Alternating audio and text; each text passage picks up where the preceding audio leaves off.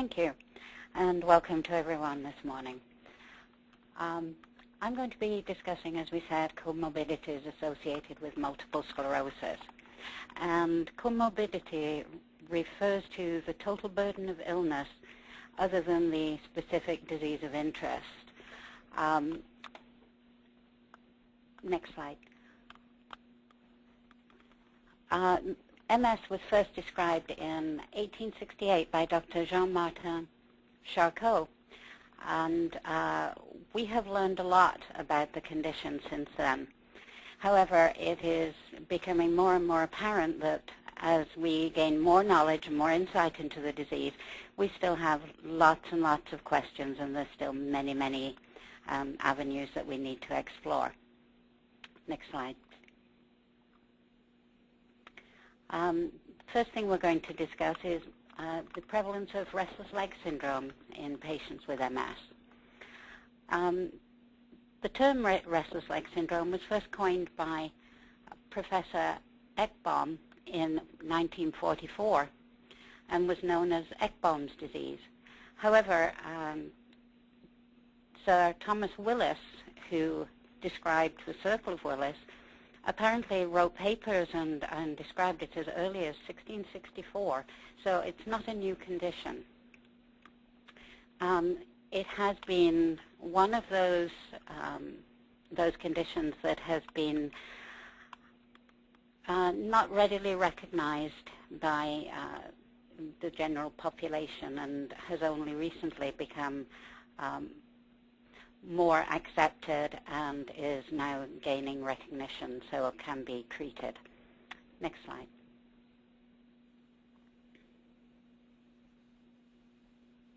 Next slide.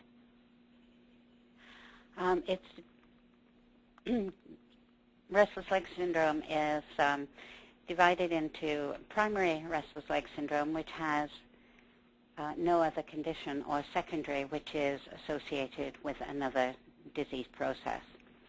I apologize for the condition of this slide, but I'm sure we've all seen this in the newspapers, which is where I have got it. As I said, now we're able to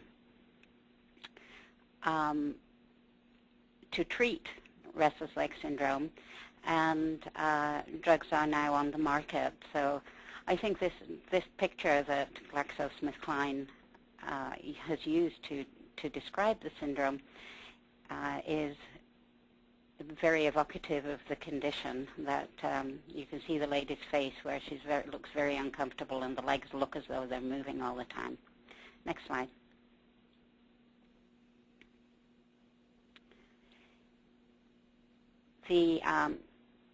John Winkelman wrote a paper using special populations in restless leg syndrome, and he used the mnemonic urge to describe it. This involves the urge to move the legs, rest brings on the symptoms, gets better with movement, and the evening symptoms are most severe. Next slide.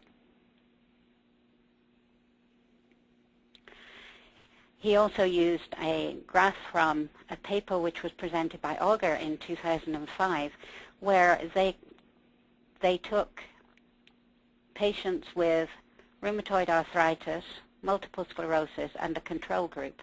And as you can see from this graph, the incidence of restless leg syndrome with patients with multiple sclerosis was by far greater than the control group, although rheumatoid arthritis did have a significant increase as well.